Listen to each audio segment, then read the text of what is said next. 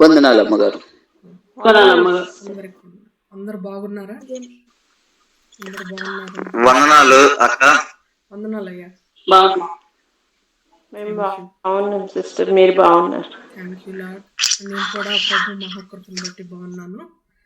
మనందరం కూడా వాక్య భాగంలోనికి వెళ్దామండి. మాత్రం ఆలస్యం చేయకుండా పరిశుద్ధ గ్రంథమైన బైబిల్ నుండి గలతీలకు రాసినటువంటి పత్రిక 1వ అధ్యాయము 18 వచనాల వరకు మనము కంప్లీట్ చేసి ఉన్నాము. 19వ వచనాన్ని ఈరోజు మనం ధ్యానం చేద్దాం ప్రియులారా. 19వ వచనం నుండి చివరి వచనమైన 24వ వచనం వరకు ఈరోజు మనం లోతుగా క్లుప్తంగా సవివరంగా మనం నేర్చుకుందాము. 19వ వచనాన్ని నేను చదువుతున్నాను. దయచేసి అందరూ మీ దగ్గర బైబిల్స్ ఉంచుకొని బైబిల్ని పరిశీలించాలని ప్రభు పేరిట ప్రత్యేకంగా మనవి చేస్తున్నాను. ప్రభు ప్రేమను బట్టి మిమ్మల్ని బ్రతిమాలు పొందుచున్నాను. 19వ వచనం. అతనితో కూడా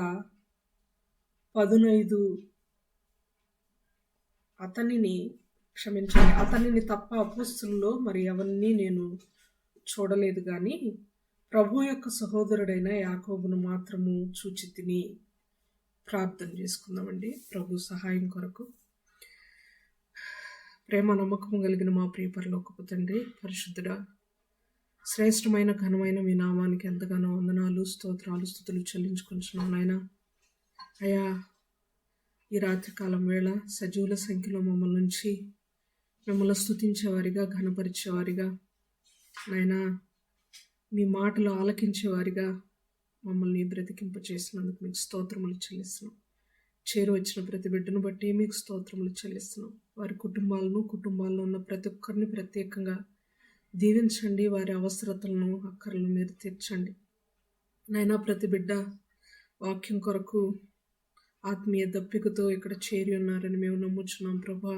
మా అందరి దప్పిక మీరు తీర్చండి నా తండ్రి. మంచి ఆత్మీయ ఆహారంతో మమ్మల్ని తృప్తిపరచండి ప్రభా. నేను కాదునైనా నన్ను మీ సిలువ చాటున మరుగుపరచండి, మీ అరచేతిలో దాచండి, కప్పివేయండి. కేవలము మీరు మాత్రమే ప్రత్యక్షపరచబడుకునండి వాక్యం ద్వారా మా ప్రభా. ఆయన ప్రత్యక్షపరచుకొనమని ప్రార్థిస్తున్నాం ప్రభా. అయ్యా, మీ మాటలు మేము వినుచుండగా నాయన వినిన వాక్యం దృష్టిలో ఎత్తుకొని పోకుండా కృప చూపండి. 30 60 100 మంచి నేలను పడి ఫలించే విత్తనంలాగా మీ వాక్యం మా హృదయాల్లో నాయన ఫలించినట్లు కృప చూపమని ప్రార్థిస్తున్నాం. ఈ కూడికి యావత్తు మీకు మహిమకరంగా జరిగించమని, ఎలాంటి అవరోధాలు వాటిల్లకుండా సాతానుడు పెట్టే చిక్కుల నుండి మమ్మల్ని విడిపించి ప్రభా నాయన మీ యొక్క ఆశీర్వాదాలతో, దీవెనలతో నింపమని సమస్తాన్ని మీ చేతిలో పెట్టుకుంటూ మా ప్రభును మీ ప్రియకుమారుడైన యేసుక్రీస్తు వారి శ్రేష్టమైన నామంలో మిక్కిలి వినయంతో ప్రార్థించి బ్రతిమాలి అడిగి వేడుకొంచున్నాము తండ్రి. ఆమేన్.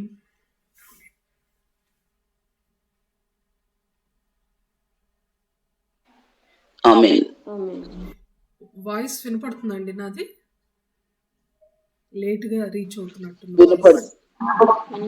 వినపడుతుంది. ఓకే. ప్రభునామానికి మహిమ కలుగును గాక. గలతీయులకు రాసిన పత్రికను మనము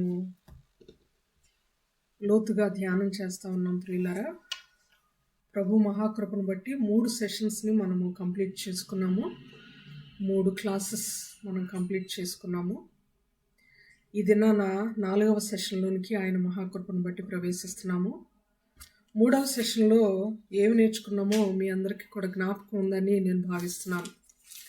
3వ సెషన్ని ఒక్కసారి నేను రీక్యాప్ చేయాలనుకుంటున్నాను. 3వ సెషన్లో 8వ పాయింట్ నుండి మనం నేర్చుకున్నాం. ఎక్కడి నుండి రాశారు పౌలు గారు అనే పాయింట్ని మనం నేర్చుకున్నాం. ఎక్కడి నుండి రాశారు పౌలు గారు గలతీ పత్రికను? అంతియొక్కయ నుండి వ్రాశారు. అంతియొక్కయ నుండి ఈ పత్రిక వ్రాయబడింది అని మనం నేర్చుకున్నాం. అంతేకాదు, పరిసయ్యులైనటువంటి యూదులు పౌలు గారి మీద పన్నినటువంటి కుట్రలో భాగంగా మొట్టమొదట పౌలు గారి మీద, ఆయన యొక్క అపోస్తలత్వం మీద వారు బురద చల్లే ప్రయత్నంలో అసలు అపోస్తలుడే కాదు పౌలు గారు అనేటువంటి విషయాన్ని యూదులకు తెలియచేశారు. యూదులైనటువంటి వారికి, గలతీలో ఉన్నటువంటి దేవుని బిడ్డలకు పరిశీలైనటువంటి యూదులు వచ్చి చెడుగా బోధించే ప్రయత్నాలు చాలా చేశారు. అందులో భాగంగా మొట్టమొదట ఎవరైనా బోధన మీద బురద చల్లే ముందు బోధించినటువంటి వారి మీద బురద చల్లుతారు. మనం గమనిస్తుంటాం చాలా సంఘాలలో, చాలా డినామినేషన్స్లో రెగ్యులర్గా మనం చూసేటువంటి వరుసనే ఇది. చక్కగా వాక్యం చెప్పేవాళ్ళైనా, ఏ మచ్చ లేకుండా బ్రతుకుతున్న వాళ్ళైనా, దేవుని కొరకు ఎక్కువగా వాడబడుతున్న వారైనా వారి మీద బురద చల్లే ప్రయత్నాలు చాలా చేస్తూ ఉంటారు జనం. అన్యులు చేయడం కంటే క్రైస్తవులు ఎక్కువ చేస్తుంటారనేది మనకి బాగా తెలిసినటువంటి విషయమే, క్రైస్తవులమైన మనం ఎరిగినటువంటి విషయమే. అదే వరుసలో వారు పౌలు గారి మీద అసలు అతను అపోస్తులుడే కాదు అన్నప్పుడు చాలా రోషం కలిగిన వాడుగా అపోస్తులుడైన పౌలు గారు చాలా వేదనతో తన అపోస్తలత్వమును నిరూపించుకునే ప్రక్రియలో మొట్టమొదటి వచనాన్ని రాస్తారు అని మనం ధ్యానం చేసాం. అంతకంటే ముందుగా గలతీ పత్రికను 3 భాగాలుగా మనం మాట్లాడుకున్నాం. 1-2 అధ్యాయాలు ఒక భాగమని, 3-4 అధ్యాయాలు మరొక భాగమని, 5-6 అధ్యాయాలు, మొత్తం 6 అధ్యాయాలు ఉంటాయి మనం ఎరుగుదుము. 5-6 అధ్యాయాలు మరొక భాగమని 3 భాగాలుగా గలతీ పత్రికను మనం డివైడ్ చేసుకున్నాం. మొదటి భాగానికి మనం పెట్టుకున్నటువంటి పేరు ఆటోబయోగ్రాఫికల్ ఆర్గ్యుమెంట్ అని పెట్టుకున్నాం, లేకపోతే అపోస్తలత్వమును బోధను గూర్చినటువంటి వాదన అనేటువంటి హెడ్డింగ్ మనం పెట్టుకున్నాం. అపోస్తులుడైన పౌలు గారు తన అపోస్తలత్వమును గూర్చి ఆర్గ్యూ చేస్తూ ఉంటారు. ఈ 2 అధ్యాయాల్లో కూడా బోధను గూర్చి తను నిరూపించుకునేటువంటి ప్రక్రియలో ఆయన మాట్లాడుతూ ఉంటారు. అందుకే చాలా ఘాటుగా గలతీ పత్రిక ప్రారంభించబడుతుంది అనేటువంటి అంశాలు మనం నేర్చుకున్నాం. ఆ ప్రక్రియలోనే ఆయన ఎక్కడ ట్రైనింగ్ తీసుకోలేదని, మనుషుల దగ్గర నుండి పంపబడిన వాడు కాడు అని, మనుషులు ఇచ్చిన ఒక సర్టిఫికెట్నో, మనుషులు ఇచ్చిన ఒక ట్యాగ్నో, మనుషులు ఇచ్చినటువంటి ఒక అపోస్తలుడు అనేటువంటి ఐడి కార్డునో ఆయన మెడలో వేసుకొని వచ్చి బోధించిన వాడు కాడు అని మనము నేర్చుకున్నాం. వాక్య ఆధారాలు అనేకం మన వాటిలో చూసాం. అయితే ఈనాడు 19వ వచనం నుండి మనం నేర్చుకుంటాము. 18 వరకు మనం ధ్యానం చేసాం. అయినా కనెక్టివిటీ కోసం 18 నుండి నేను మొదలు పెట్టాలని ఆశపడుతున్నాను ప్రియులారా. 18వ వచనం చదువుతున్నాను గలతీ పత్రిక 1వ అధ్యాయంలో. అటుపైని 3 సంవత్సరములు అయిన తర్వాత కేఫాను పరిచయం చేసుకునవలనని యెరూషలేమునకు వచ్చి అతనితో కూడా 15 దినములు ఉంటుంది. ఆయన బాప్టిజం తీసుకున్న తర్వాత దమస్కులో సువార్త సేవ చేసినట్లుగా 9వ అధ్యాయంలోని 19 లేక 29, 26 వచనాలు ఒకసారి చూద్దాం. ఆ వచనాల్లో బాప్టిజం తీసుకున్న తర్వాత నేను సువార్త సేవ చేశాను అనేటువంటి మాటలు అపోస్తుల కార్యముల గ్రంథంలో వ్రాయబడినప్పటికీ లేదు బాప్టిజం తీసుకున్న తర్వాత ఆయన అరేబియా సముద్రానికి వెళ్ళాడు అనేటువంటి మాటలు మనము రుజువులతో చూసాం. ఒకసారి ఆ మాటలు చూద్దాం ప్రియులరా. అపోస్తుల కార్యముల గ్రంథము 9వ అధ్యాయము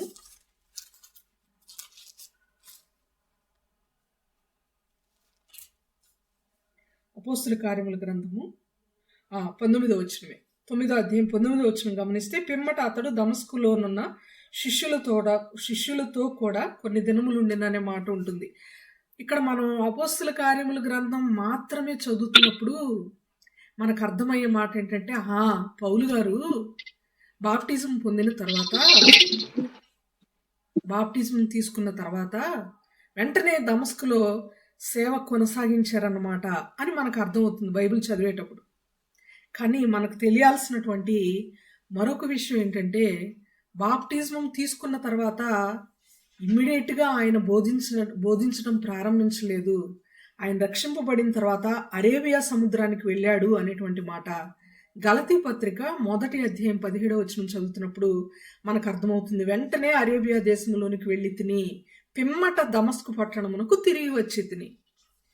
అంటే దమస్కులో సేవ ప్రారంభించే ముందు అరేబియాకు వెళ్ళాడు. బహుశా ఎందుకు వెళ్ళాడు అని బైబిల్లో రాయబడలేదు, కానీ చరిత్రలోకి తొంగి చూస్తే బహుశా ఆయన ఎంత క్రూరముగా ప్రవర్తించిన వాడు, తన మునుపటి జీవితంలో ఎంత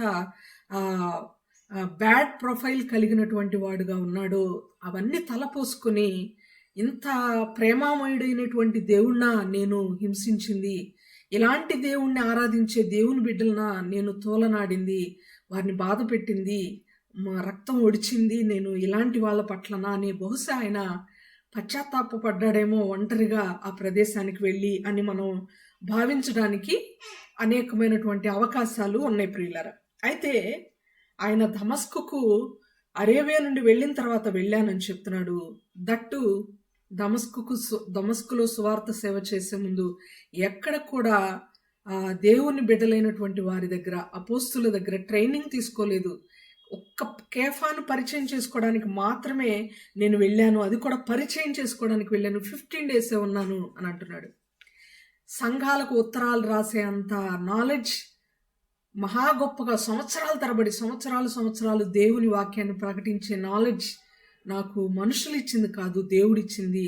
ఆయన కేవలము తన కృప చొప్పున నన్ను ఏర్పాటు చేసుకున్నాడు అని ఆయన చెప్తున్నాడు. ఇంకా ఆయన జీవితాన్ని మనం తేటగా అర్థం చేసుకోవడానికి ప్రయత్నం చేస్తే ప్రియులరా, ఈ మధ్య కాలంలో యేసు ప్రభువుని ఎరిగిన వారిని నేను హింసిస్తూ వచ్చాను కానీ నన్నైతే ఆయన ఈ మధ్య కాలంలో నేను హింసిస్తున్నప్పటికీ నేను నా తల్లి గర్భంలో ఉన్నప్పుడే ఆయన నన్ను తన సేవ కొరకు ప్రత్యేకపరిచాడు. ఆయన ప్రణాళిక, ఆయన కృప నా పట్ల చాలా గొప్పది అని సాక్ష్యమిస్తున్నటువంటి సాక్షిగా పౌలు గారిని మనం ఇక్కడ చూడొచ్చు. ఆయన నన్ను ప్రత్యేకపరిచాడు, ప్రకటించాలని ఆయన నన్ను అన్ని జనుల్లో దేవుణ్ణి బయలుపరచడానికి నన్ను ఏర్పాటు చేసుకున్నాడు, ఆయన ప్రత్యేకపరిచాడు అని గలతీ పత్రిక 1వ అధ్యాయం 15వ వచనంలో ఆయన మాట్లాడుతూ ఉంటారు. అయితే 19వ వచనంలో ఇక్కడ ఒక వ్యక్తి గురించి పర్టికులర్గా ఏం మాట్లాడుతున్నాడు, అతనిని తప్ప అపోస్తులు మరి ఎవరిని నేను చూడలేదు కానీ ప్రభువు యొక్క సహోదరుడైన యాకోబును మాత్రము చూచితిని అంటున్నాడు. 19వ వచనం నుండి ఈరోజు సెషన్ మనం క్లియర్గా ఆలోచించేద్దాం. ప్రభు సహోదరుడు యాకోబు ఇక్కడ మనకు కనబడుతున్నారు. యాకోబుని నేను చూశాను, మిగిలిన ఎవరిని నేను కలుసుకోలేదు, కేఫాను పరిచయం చేసుకోవడానికి వెళ్ళాను, యాకోబుని నేను చూశాను అని ఇక్కడ పౌలు గారు చెప్తున్నారు. ఈ యాకోబు గురించి మనం ఆలోచన చేస్తే, ఒకప్పుడు యేసు ప్రభు వారికి శరీర రీత్యా ఆలోచన చేస్తే తమ్ముడు అవుతాడు యాకోబు గారు. కానీ యేసు ప్రభు శరీరధారిగా బ్రతికినప్పుడు ఆయన దైవ కుమారుడని ఆయన అర్థం చేసుకోలేదు, యాకోబు గారు గ్రహించలేదు. అంతేకాదు, యేసు ప్రభు శరీర రీత్యా మరియా యోసేపులకు జన్మించిన యోసేపులకు అని కూడా మనం యాడ్ చేసుకోకూడదు. కానీ మరియను యోసేపు పెండ్లాడాడు కనుక తండ్రిగా చెప్పబడుతున్నాడు.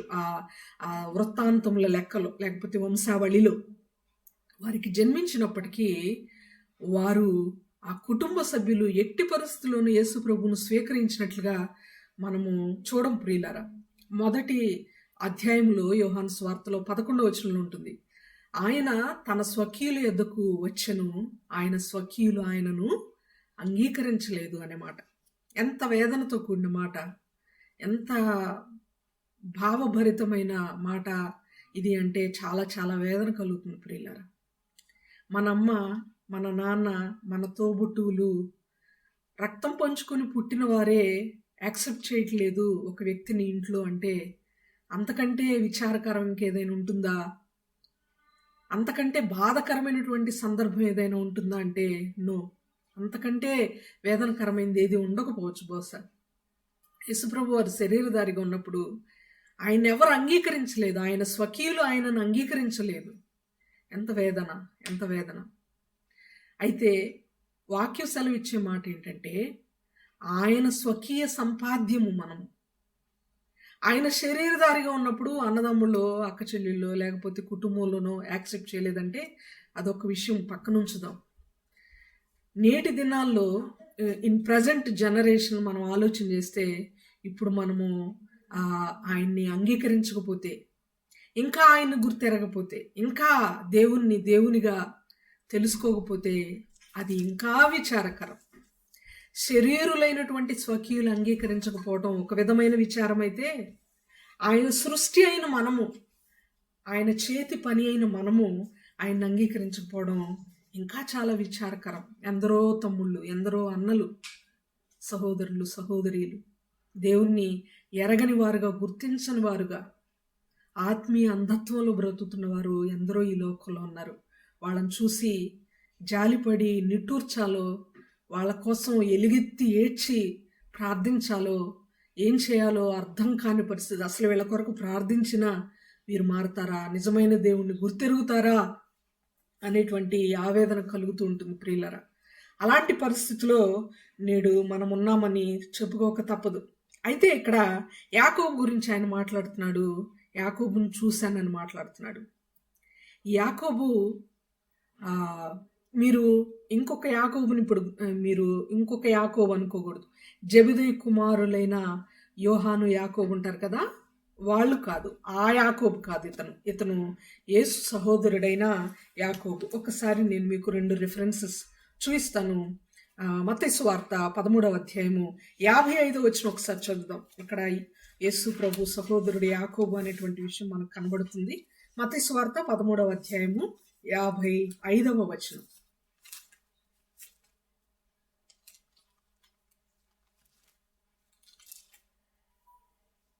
ఎవరైనా తీస్తే చదవచ్చండి.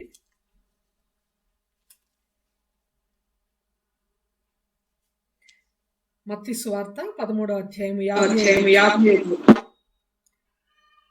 ఇతడు వడ్లవాని కుమారుడు కాడా? ఇతని తల్లి పేరు మరియ కాదా? యాకోబు, యోసేపు, సీమోను, యోదా అనువారు ఇతని సహోదరులు కారా? ఉన్నటువంటి సహోదరుల్లో యాకోబు అనేటువంటి సహోదరుడు యేసు ప్రభు వారికి ఉన్నట్లుగా మనం ఇక్కడ చూస్తున్నాం. ఇదే మాట మార్కు సువార్త 6వ అధ్యాయం 3వ వచనంలో కూడా ఉంటుంది. నోట్ చేసుకుని మీరు తర్వాత చదవండి ప్రియులరా. అయితే యోహాను సువార్త 7వ అధ్యాయము 3వ వచనంలో మరొక మాట ఉంది, చదువుదాం. యోహాను సువార్త 7వ అధ్యాయము 3వ వచనం. ఆయన సహోదరులు ఆయనను చూచి, నీవు చేసిన క్రియలు నీ శిష్యులను చూచున్నట్లు ఈ స్థలం విడిచి యూదయకు వెళ్ళుము. బహిరంగముగా అంగీకరింపబడ గోరు వారెవడును తన పని రహస్యమున జరిగింపడు. నీవు ఈ కార్యములు చేయుచున్న ఎడల నిన్ను నీవే లోకమునకు కనబరుచుకొనుమని చెప్పిరి. ఆయన సహోదరులు ఆయనను చూచి, నీవు చేయుచున్న క్రియలు నీ శిష్యులను చూచున్నట్లు ఈ స్థలం విడిచి యూదయకు వెళ్ళుము. బహిరంగముగా అంగీకరింపబడ గోరు వాడెవడును తన పని రహస్యముగా జరిగింపడు. నీవు ఈ కార్యములు చేయుచున్న ఎడల నిన్ను నీవే లోకమునకు కనబరుచుకొనుమని చెప్పిరి. ఆయన సహోదరులైనను ఆయన యందు విశ్వాసం ఉంచలేదు. చాలా ఆయన సహోదరులు కూడా ఆయన యందు విశ్వాసం ఉంచలేదు. యేసు ప్రభుని నమ్మలేదు వాళ్ళు. ఎప్పుడు నమ్మారయ్యా అంటే ఆయన మరణించి తిరిగి లేచిన తర్వాత, అరే మొన్నటి వరకు మనతో కూడా ఉంది, మన సహోదరుడు కాదు, మన ప్రభు అని గుర్తెరిగారు. యాకోబు పత్రికలో రాసింది యేసు సహోదరుడైన యాకోబు గారు, యేసు ప్రభు సహోదరుడు. ఏ సహోదరుడు గురించి అయితే ఇప్పుడు గలతీ పత్రిక 1వ అధ్యాయం 19వ వచనంలో మనం చదువుకున్నామో, ఆ యాకోబు గారు యాకోబు పత్రికను రాశారు. నేను కలిసి జీవించింది, కలిసి బ్రతికింది సాక్షాత్తు సర్వేశ్వరుడు, లోకనాథుడు, దేవాది దేవుడైన దేవుని కుమారుడైన యేసు ప్రభుతో నేను కలిసి నడిచాను, ఒక ఇంట్లో ఉన్నాం అని ఆయన గ్రహించాడు. తర్వాత మొదటగా ఆయన సహోదరులు కూడా ఆయన్ని నమ్మలేదు అనే మాటలు మనకు కనబడుతున్నాయి. మరొక మాట చదువుదాం. యోహాను సువార్త 1వ అధ్యాయము 11వ వచనం కూడా మనం జ్ఞాపకం చేసుకుందాం. ఆయన స్వకీయులు ఆయనను అంగీకరించలేదనేటువంటి వచనం అక్కడ మనకు కనబడుతుంది. యోహాను సువార్త 1వ అధ్యాయము 11వ వచనం. ఆయన తన స్వకీయుల యొద్దకు వచ్చెను, ఆయన స్వకీయులు ఆయనను అంగీకరింపలేదు. సొంత వాళ్ళ దగ్గరికి వచ్చినా ఆయన్ను వాళ్ళు అంగీకరించలేదు అనేటువంటి మాట మనకి ఈ యొక్క వచనం ద్వారా అర్థమవుతుంది ప్రియులరా. అయితే మరొక మాట ఈ యాకోబు గురించి మనం ఏమి జ్ఞాపకం చేసుకోవాలి అంటే, పెంతెకోస్తు దినాన దేవుని బిడ్డలు, శిష్యులు అయినటువంటి వారు అందరూ కూడా పేతురు గారి వాక్య ప్రకటన తర్వాత ఒక సంఘముగా, ఒక గుంపుగా ఆరాధించే ఒక గుంపుగా ఏర్పడ్డారు. మొట్టమొదటి సంఘం అది. ఆ సంఘానికి ఫస్ట్ ప్రీచర్ పేతురు గారైతే, మొట్టమొదటి బోధకుడు పేతురు గారైతే, అధ్యక్షుడు మాత్రం యాకోబు గారు. ఆ సంఘానికి, మొట్టమొదటి సంఘానికి అధ్యక్షత వహించిన వాడు ఈ యాకోబు గారు. యాకోబు పత్రిక రాసినది కూడా ఈ యాకోబు గారే అని మనం గుర్తుపెట్టుకోవాలి. ఇంకొక యాకోబు ఉన్నాడు, జెబెదయి కుమారుల్లో యోహాను, యాకోబు అనేటువంటి వాళ్ళు. వాళ్ళను బోయనెర్గెస్సు అనేటువంటి పేరుతో పిలుస్తాం, అంటే ఉరిమెడువారు అని అర్థం. వాళ్ళలో యాకోబు అనేటువంటి వ్యక్తి హతసాక్షి అయ్యాడు, మరణించాడు. మరణించిన తర్వాత ఒకసారి నేను దానియేలు గ్రంథ వివరణ చెప్పేటప్పుడు జ్ఞాపకం చేశాను. నేను మన పితరులైనటువంటి వారు దానియేలు గ్రంథ వివరణలోను, మీకా గ్రంథ వివరణలోను, మన పితరులు మరణించిన ఒక సంఘంలో మాదిరికరంగా ఉంటున్నటువంటి దైవజనులు మరణించినా కూడా మన భక్తిలో ఎలాంటి తేడా రాకూడదు. చాలామంది చెప్తుంటారు, నా భర్త ఉన్నప్పుడు నేను చాలా భక్తిగా ఉండేదాన్ని, ప్రార్థన చేసుకునేవాళ్ళం. ఆయన మరణించిన తర్వాత భక్తిలో తక్కువైపోయాను, నేను సమయం కుదరట్లేదు, వేదన ఎక్కువ చెందుతున్నాను అని చెప్పేవారు కొందరు సహోదరులు ఉంటే, కొందరు చెప్తారు, మా నాన్నగారు ఉన్నప్పుడు నేను చాలా భయం కలిగి ఉండేవాడిని అని చెప్తుంటారు. మేము కూడా చిన్నపిల్లలప్పుడు మా నాన్నగారు ఉంటే చిన్న అబద్ధం కానీ, చిన్న పొరపాటు కానీ, చిన్న పెద్దగా సౌండ్ చేయడం కానీ ఏమీ, చాలా పిన్ డ్రాప్ సైలెంట్గా, చాలా భక్తిపరులంగా నటించేవాళ్ళం. కానీ మా నాన్నగారు బయటికి వెళ్ళగానే యథావిధిగా మేము ప్రవర్తిస్తూ ఉండేవాళ్ళం, తెలియని ఏజ్లో. అప్పుడు మా నాన్నగారు ఒకసారి ఏదో ఆయన మర్చిపోయి వెంటనే తిరిగి ఇంటికి వచ్చి, మీరు నేనున్నప్పుడు మీరు డిసిప్లిన్గా ఉండి నేను వెళ్ళిపోగానే ఇండిసిప్లిన్గా ఉంటే మీకు వచ్చే లాభం ఏముంది, నేను లేనప్పుడు కూడా కదా మీరు క్రమంగా ఉండాలి అని అనడంతో ఆ మాట అప్పటి నుండి మేము నటించడం మానేసాం. నాన్నగారు ఉన్నా లేకున్నా ఒకే విధంగా ఉండాలి అని నేర్చుకున్నాం ప్రియులారా. ఇక్కడ మనం ఆలోచన చేయవలసినటువంటి విషయం ఏంటంటే, యాకోబు సహోదరుడు యోహాను గారు ప్రకటన గ్రంథం రాశారు. సహోదరుడు మరణించాడు కదా, హతసాక్షాడు కదా, అమ్మో నేను కూడా దేవునిలోనే కొనసాగుతూ ఉంటే నన్ను కూడా చంపేస్తారేమో అని ఏమాత్రం కూడా ఈయన వెనకడుగు వేయలేదు, భక్తి జీవితంలో తగ్గిపోలేదు. మోషే గారు మరణించినా కూడా కాలేబు, యెహోషువలు మోషే అడుగుజాడల్లో నడుస్తూ ఉన్నారు. అది కదా గొప్పతనం. మోషే ఉన్నప్పుడు మాత్రమే ఇశ్రాయేలీలు దేవుని అడుగుజాడల్లో నడిస్తే గొప్పతనం ఏముంది? అలాగే మన ఇంట్లో మన అమ్మో, మన నాన్నగారు భక్తిగా బ్రతుకుతున్నప్పుడు, వాళ్ళు ఉన్నప్పుడే మనం ఒక భక్తి చేస్తే దానిలో ఉపయోగం ఏమి లేదు ప్రియులారా. మన పాస్టర్ గారు ఉన్నా లేకున్నా పాస్టర్ గారు ఉన్నట్టే మనము సంఘంలో ప్రవర్తించాలి.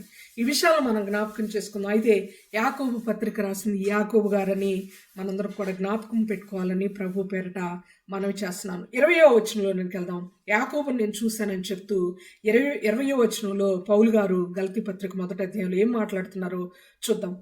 నేను మీకు వ్రాయుచున్న ఈ సంగతుల విషయమై ఇదిగో దేవుని ఎదుట నేను అబద్ధమాడుట లేదు.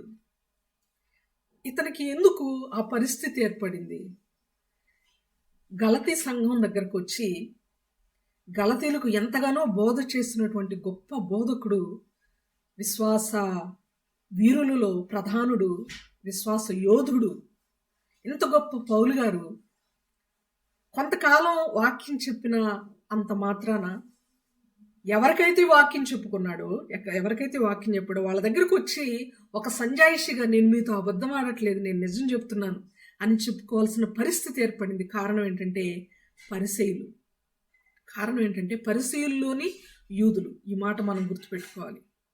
ఒక్కొక్కసారి సంఘాలలో యథార్థంగా బ్రతికే వాళ్ళు కూడా వాళ్ళని గురించి నేను అలా కాదు, ఇలా, నేను ఆ తప్పు చేయలేదు, ఇంతవరకు మాత్రమే చేశాను, నా యథార్థత ఇది, నాలో ఏ మిస్టేక్ లేదు, ఒకవేళ బహుశా చేస్తే నేను ఆనాడు చేశానేమో, ఇప్పుడైతే నేను యథార్థంగా బ్రతుకుతున్నాను అని కొందరు నీతిగా బ్రతికే వాళ్ళు కూడా సంజాయిషి చెప్పుకోవాల్సినటువంటి పరిస్థితులు వస్తాయి. పౌలు గారు కూడా చెప్తున్నాడు, స్ట్రాంగ్గా చెప్తున్నాడు, సంజాయిషి చెప్తున్నాడు. ఆయన అపోస్తలత్వమును ఆయన నిరూపించుకునే ప్రయత్నం చేస్తున్నాడు. ఏమనంటే నేనైతే అబద్ధం చెప్పట్లేదు, నేను నిజమే చెప్తున్నాను. ఇదే మాట అనేక సంఘాలతో ఈయన మాట్లాడుతూ వచ్చాడు. ఎందుకంటే ఆయన నేచర్ ఎక్కడ కూడా పౌలు గారికి అబద్ధాలు చెప్పే నేచర్ లేదండి.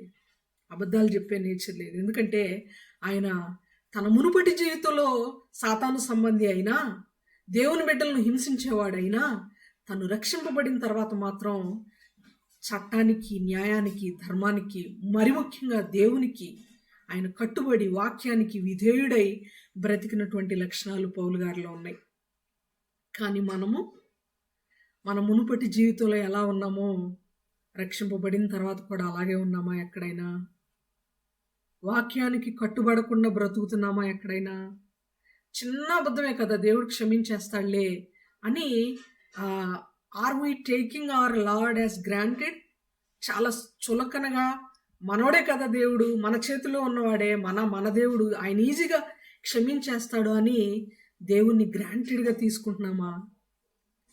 ఇన్ని సంవత్సరాలు మనం ఎలా బ్రతికాం? పౌలు గారిలాగా కట్టుదిట్టమైన భక్తి జీవితం మనలో ఉందా? మాటలో కూడా నేను అబద్ధం ఆడట్లేదు, నేను సత్యమే చెప్తున్నాను, నిజమే మాట్లాడుతున్నాను అంటున్నాడు. ఇక్కడే కాదు, మరొక చోట కూడా ఆయన మాట్లాడాడు. ఒకసారి చూద్దాం.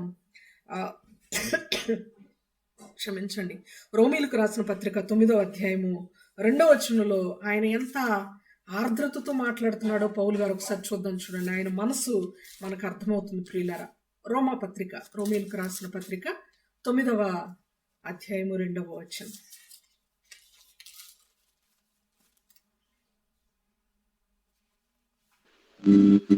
పరిశుద్ధాత్మయందు నా మనస్సాక్షి నాతో కూడా సాక్ష్యం ఇచ్చుచున్నది.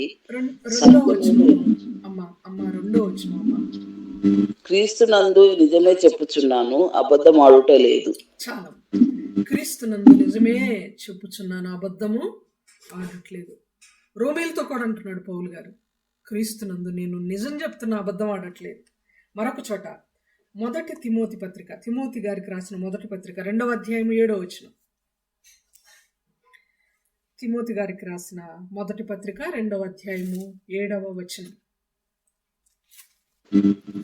నేను చెప్పు మాటలు ఆలోచించుకొనుము, అన్ని విషయంలో యందు ప్రభు నీకు వివేకము అనుగ్రహించును.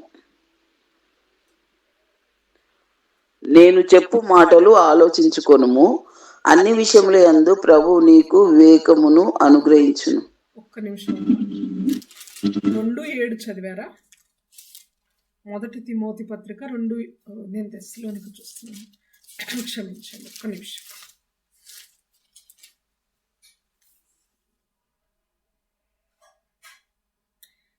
ఇప్పుడు చదవండి అమ్మా, మళ్ళీ 2వ అధ్యాయం 7వ వచనం. క్షమించండి, 3 సార్లు చదివిస్తున్నాను మీ చేత. తిమోతికి రాసిన మొదటి పత్రిక 2వ అధ్యాయము 7వ వచనం. ఈ సాక్ష్యమిచ్చుటకై నేను ప్రకటించువాడను గాను, అపోస్తలుడను గాను, విశ్వాస సత్యముల విషయములో అన్యజనులకు బోధకుడు గాను నియమించబడితిని. నేను సత్యమే చెప్పుచున్నాను, అబద్ధమాడుట లేదు. ఈ మాట తిమోతికి రాస్తూ కూడా ఆయన చెప్తున్నాడు. ఆయన ఇక్కడ అపోస్తలత్వం గురించి కూడా మాట్లాడుతున్నాడు. చూడండి, నేను ఈ సాక్ష్యం ఇచ్చుటకై నేను ప్రకటించువాడను గాను, అపోస్తలుడను గాను, విశ్వాస సత్యముల విషయములో అన్ని జనులకు బోధకుడును గాను నియమింపబడ్డాను. Direct connection with God. మనుషులు నియమించలేదు అపోస్తలుడుగా కానీ బోధకుడుగా కానీ పౌలు గారిని. డైరెక్ట్గా ప్రభువే నియమించాడు, ప్రభు చేత నియమించబడ్డాడు. దావీదు సౌలు గారిని తీసుకుంటే, సౌలును మనుషులు కోరుకున్నారు రాజుగా, కానీ దావీదును దేవుడు కోరుకుని ఏర్పాటు చేసుకున్నాడు. మనుషుల చేత ఏర్పాటు చేయబడడానికి, దేవుని చేత ఏర్పాటు చేయబడడానికి చాలా డిఫరెన్స్ ఉంటుంది ప్రియులారా. మనుషులు కోరుకునేది నాణ్యమైనదిగా ఉండదు ఒక్కొక్కసారి. ఇంకా చెప్పాలంటే ఒరిజినాలిటీ ఉండదు దానిలో. మనుషులు కోరుకునే దానిలో పటిష్టత ఉండదు. మనుషులు కోరుకునే దానిలో శాశ్వతత్వం ఉండదు. మనుషులు కోరుకునే దానిలో 100% ప్యూరిటీ ఉండదు. కానీ దేవుడు కోరుకునే దానిలో ఇవన్నీ ఉంటాయి నిండుగా. మనుషుల చేత ఏర్పాటు చేయబడడం వేరు, దేవుని చేత ఏర్పాటు చేయబడడం వేరు. మనుషులు కోరుకునేది వేరు, దేవుని కోరుకునేది వేరు. మనుషుల చేత నియమింపబడుట వేరు, దేవుని చేత నియమింపబడుట వేరు. ఇక్కడైతే పౌలు గారు దేవుని చేత డైరెక్ట్గా నియమింపబడిన వాడు అని మనం గుర్తుపెట్టుకోవాలి. ఇక్కడ తిమోతితో కూడా అంటున్నాడు పౌలు గారు, నేను సత్యమే చెప్పుచున్నాను, అబద్ధం ఆడటలేదు. ఆయన మాటల్లో ఈ యొక్క రోమా సంఘంతో మాట్లాడేటప్పుడు కానీ, గలతీలతో మాట్లాడేటప్పుడు కానీ ఎంతో క్లోజ్, ఒక సన్గా భావించే, ఒక సొంత కుమారుడిగా, నా నిజమైన కుమారుడు తిమోతి అంటాడు, అంత కుమారుడిగా భావించేటువంటి వ్యక్తితో కానీ ఇతను మాట్లాడే విధానం కనుక మనం ఆలోచన చేస్తే ఎప్పుడు కూడా సత్యం చెప్పే ఒక నేచర్ పౌలు గారిలో ఉంది అని మనం గుర్తుపెట్టుకోవాలి. మనం చిన్న చిన్న విషయాల్లో అసత్యం మాట్లాడుతూ ఉంటాం. అసత్యము ఎవరి నుండి వచ్చింది మనకు తెలుసు కదా బైబిల్లో. సత్యం ఎవరో అసత్యం ఎవరు బైబిల్ ప్రకారం? సత్యం ఎవరు? సత్యము యేసుక్రీస్తు, అసత్యము సాతాను. Very good. అబద్ధికుడును అబద్ధానికి జనకుడునై ఉన్నాడు. వెరీ గుడ్ అమ్మ, వెరీ గుడ్, వెరీ గుడ్. అబద్ధమునకు జనకుడు అని ఉంది సాతాను గురించి. ఎవరైనా అబద్ధం ఆడుతున్నారంటే వాళ్ళు ఎవరికి జనకులు అని అర్థం. సాతానే అబద్ధానికి జనకుడు, అబద్ధం నుండి పుట్టినవాడు, అతనిలో సత్యమే లేదు అని ఉంది బైబిల్లో. ఎవరన్నా అబద్ధాలు ఆడుతున్నారు, చిన్న చిన్న అబద్ధాలే కదా లైట్గా తీసుకొని మనం ఆడుతున్నాం అనుకోండి, మనము యేసు ప్రభు కుమార్తెలం అవుతామా? అపవాది కుమార్తెలం అవుతామా?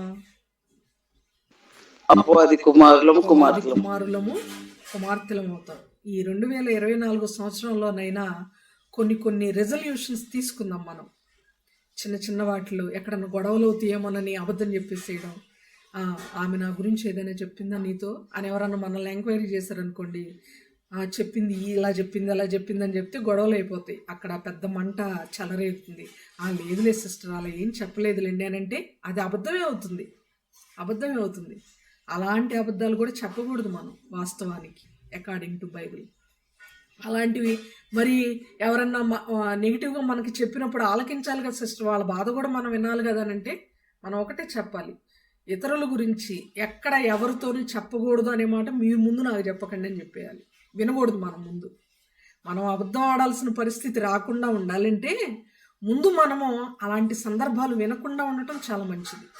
ఒకవేళ అలాంటివి ఏమైనా ఉన్నా ప్రార్థన చేయండి సిస్టర్, నేను కూడా ప్రార్థన చేస్తాను, దేవుడే సమాధానాన్ని ఇస్తాడు అని చెప్పేసేయాలి.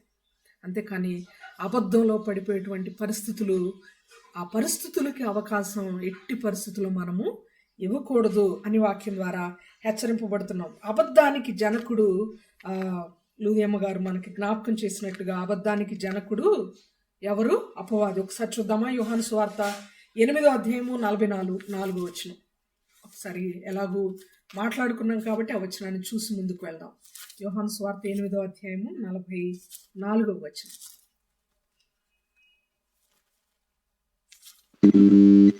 మీరు మీ తండ్రి యగు అపవాది సంబంధులు, మీ తండ్రి దురాశలు నెరవేర్చగోరుచున్నారు.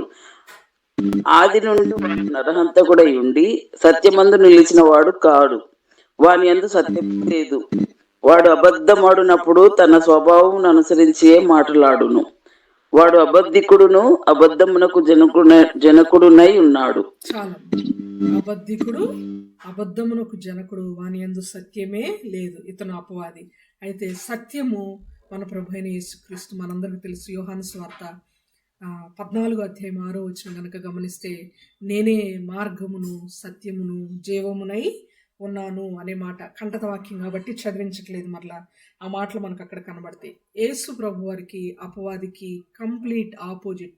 నక్కకి నాగలోకానికి అంటాం కదా, లోకానుసారమైన సామెతలో ఆ విధంగా నింగికి నేలకి ఉన్నంత దూరం, అసలు ఆపోజిట్ అనమాట. అది ఈయన సత్యం అయితే అపవాది అసత్యము అని మనం గుర్తుపెట్టుకోవాలి. ఎప్పుడు కూడా మన ఓటు సత్యమునకు వేయాలి అని మనము జ్ఞాపకం చేయబడుతున్నాం. ప్రియులారా, ముందుకు వెళ్దాం. గలతీయులకు రాసిన పత్రిక 1వ అధ్యాయము 20వ వచనాన్ని మనం చదువుకున్నాం.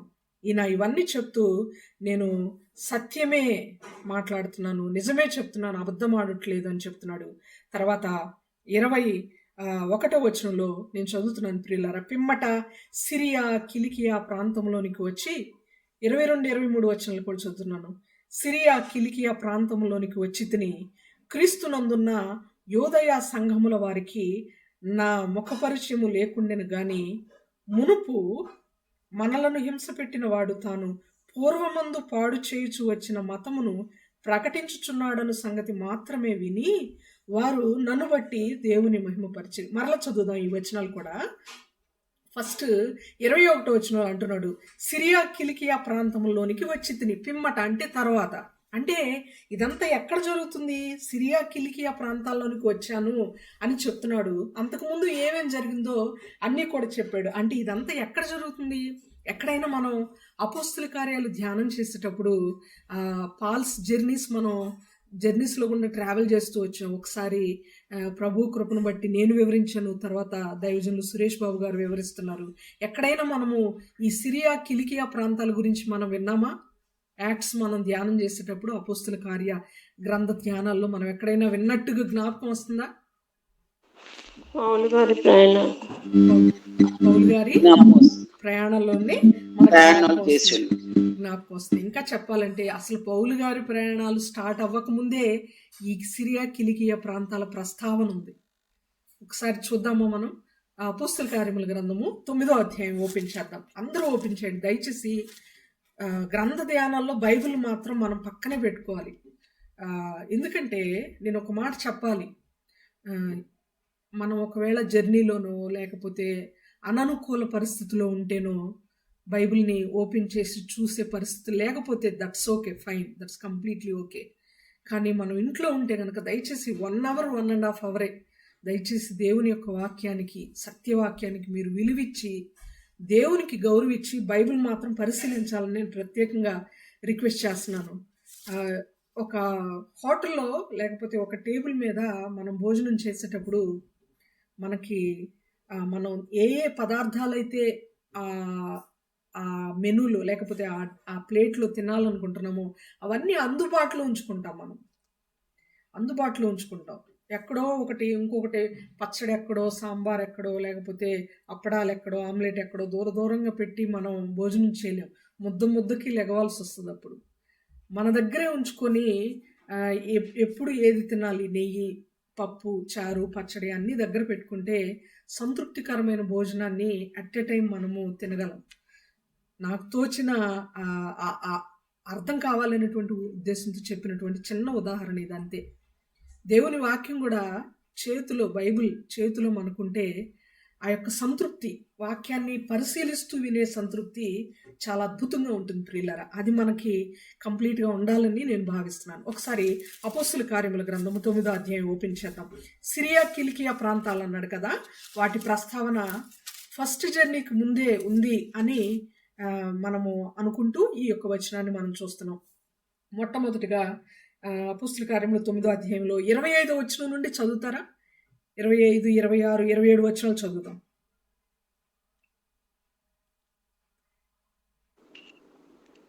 గనుక అతని శిష్యులు రాత్రివేళ అతన్ని తీసుకొని పోయి గంపలో ఉంచి గోడ గుండా అతన్ని క్రిందికి దింపిరి. అతడు యెరూషలేములోనికి వచ్చి శిష్యులతో కలుసుకొనుటకు యత్నం చేశాను గాని అతడు శిష్యుడని నమ్మక అందరినూ అతనికి భయపడిరి. అయితే బర్నబా అతన్ని దగ్గర తీసి అపోస్తుల యొద్దకు తోడుకొని వచ్చి అతడు త్రోవలో ప్రభువును చూచిననియు ప్రభు అతనితో మాట్లాడిననియు అతడు దమస్కులో యేసు నామమును బట్టి ధైర్యంగా బోధించిననియు వారికి వివరంగా తెలియపరచును. అతడు యెరూషలేములో వారితో కూడా వచ్చుచూ పోవచ్చు ప్రభు నామమును బట్టి ధైర్యంగా బోధించుచు గ్రీకు భాషను మాట్లాడు యూదులతో మాట్లాడుచు తర్కించుచుండెను. వారు అతన్ని చంప ప్రయత్నం చేసిరి గాని సహోదరులు దీన్ని తెలుసుకొని అతన్ని కైసరయ్యకు తోడుకొని వచ్చి తార్సునకు పంపిరి. చాలు సిస్టర్, ఇక్కడ ఎక్కడైనా సిరియా కిలికియా అని మనకు కనబడిందా? మనం చదువుకున్నటువంటి వచన భాగంలో ఎక్కడైనా ఆ పదాలు ఉన్నాయా? లేదు. కానీ పౌలు గారిని తీసుకొచ్చి బర్నబా గారు అపోస్తులకి పరిచయం చేశారనే మాటలున్నాయి. మిగిలిన వారందరూ భయపడి ఆయన్ని దూరం పెట్టారు, బర్నబా ఒక్కడే చేరదీశాడు అనేటువంటి మాటలున్నాయి. ఇవన్నీ చూస్తూ కిందకు వచ్చినప్పుడు ఆయన తర్కిస్తూ వాదిస్తూ వాక్యం చెప్పాడు. తర్వాత కైసరయ్యకు తోడుకొని వచ్చి తార్సునకు పంపిరి అనే మాటలు ఉన్నాయి. తార్సు అనేది కిలికేలోని ప్రాంతం. నేను చెప్పబోయే మాట అది. తార్సు అనేది ఎక్కడి ప్రాంతం? కిలికియలోని ప్రాంతం. అపోస్తుల కార్యముల గ్రంథము 21వ అధ్యాయము 39వ వచనం. అపోస్తుల కార్యముల గ్రంథము 21వ అధ్యాయము 39వ వచనం ప్లీజ్.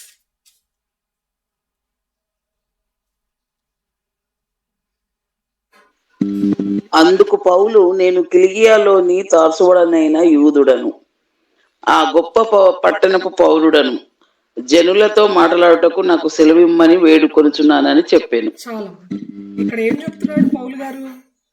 నేను కిలికియలోని తార్సువాడనైన యూదుడును. ఒకసారి మ్యాప్ తీద్దాం. మీరు లాస్ట్ టైం ఏదో సందర్భంలో తార్సు అనే పట్టణాన్ని చూడండి అన్నప్పుడు కిలికియా కూడా మా మ్యాప్లో కనబడుతుంది అని మీరు చెప్పారు. అయితే నా బైబిల్ మ్యాప్లో కిలికియా కనబడట్లేదు. అపోస్తులుడైన పౌలు గారు ప్రయాణం చేసిన ప్రదేశంలో అనే హెడ్డింగ్తో ఉన్న మ్యాప్లో తార్సు కనబడుతుంది మనకి. కప్పదొక్కియాకి కొంచెం డయాగనల్గా కింద రైట్ సైడ్ అపోస్తులుడైన పౌలు ప్రయాణం చేసిన ప్రదేశంలో బాక్స్లో హెడ్డింగ్ ఉంటుంది. దాని కింద పొంతు పెద్ద అక్షరాలతో ఉంటుంది. దానికి డైరెక్ట్గా కింద కపదోకియా అని ఉంటుంది. దానికి కొంచెం డయాగనల్గా క్రింద తార్సు అని ఉంటుంది. అక్కడ కిలికియా అనే పట్టణం కూడా ఉంది. మీ మ్యాప్లో ఉంటే చాలా సంతోషం. ఒకవేళ లేకపోతే ఉందా? ఉంటే తార్సుకి కొద్దిగా పైగా కిలికియా ఉంది. ఓకే, కానీ మరి నాకు ఎందుకనో కిలికి అనే పేరు నా బైబిల్లో ప్రింట్ మిస్టేకా లేక ఎందుకు అనేది నాకు తెలియదు, కానీ ఇట్స్ వెరీ ఓల్డ్ బైబిల్. వేరే వేరే బైబిల్స్ కొత్త వచ్చాయి కదండి. అయ్యుండొచ్చు. నేను ఆల్మోస్ట్ ఒక 27 ఇయర్స్ నుంచి ఇదే బైబిల్ వాడుతున్నాను. అందువలన బహుశా అప్పటి వర్షంలో లేదేమో, నేనైతే ఎరుగును. కానీ ఆ విషయం ఈ బైబిల్లో అయితే కిలికి అనే పేరు లేదు ప్రియులారా. అయితే ఏది ఏమైనా బైబిల్లో మనకు ఆధారం ఉంది. 21వ అధ్యాయంలో 39వ వచనంలో కిలికియలోని తార్సువాడము అంటే ఈ విషయమంతా మొదటి ప్రయాణ ప్రారంభం ముందే జరిగినటువంటి విషయం. ఇదంతా కూడా వివరిస్తూ వస్తున్నాడు. ఎవరు వివరిస్తూ వస్తుంది? ఎవరికి వివరిస్తున్నారు ఇంతకీ? ఈ విషయాలన్నీ ఎవరితో చెప్తున్నారు? పౌలు గారు గలతీయులతో చెప్తున్నారు. కిలికియాకు తార్సుకు సిరియా కిలికియా ప్రాంతంలోనికి నేను వచ్చాను అని చెప్తున్నారు. తర్వాత 22వ వచనంలో క్రీస్తునందున్న యోదయ సంఘము వారికి నా ముఖ పరిచయమే లేదు. ఎందుకంటే వాళ్ళు చాలా బ్లేమ్ చేశారండి. ఎందుకు ఆర్గ్యూ చేస్తున్నాడు పౌలు గారు అని అంటే, పౌలు గారు హీఈస్ ఎ గ్రేట్ ఆర్గ్యూయర్. ఆ వ్యర్థమైన వాదనలు పెట్టుకోవద్దని బైబిల్లో ఉంది, కానీ వాదించి ఒప్పించాలని కూడా ఉంది. వాక్యం గురించి తర్కించేవారిగా మనం ఉండాలి పౌలు గారు. ఎందుకంటే సత్యం మన దగ్గర ఉన్నప్పుడు, రుజువు మన దగ్గర ఉన్నప్పుడు, ఒప్పించగలిగినటువంటి వాక్య జ్ఞానం మన దగ్గర ఉన్నప్పుడు ఖచ్చితంగా వాదించాలి. ఎందుకంటే సత్యాన్ని ఇతరులకు తెలియచేసే క్రమంలో కొంతమంది మొండిగా వాదించే వాళ్ళు ఉంటారు. అలాంటి వాళ్ళతో అయితే వాదన పెట్టుకోకూడదు. పెట్టుకున్నా ప్రయోజనం ఉండదు, వాళ్ళు ఒప్పుకోరు కనుక.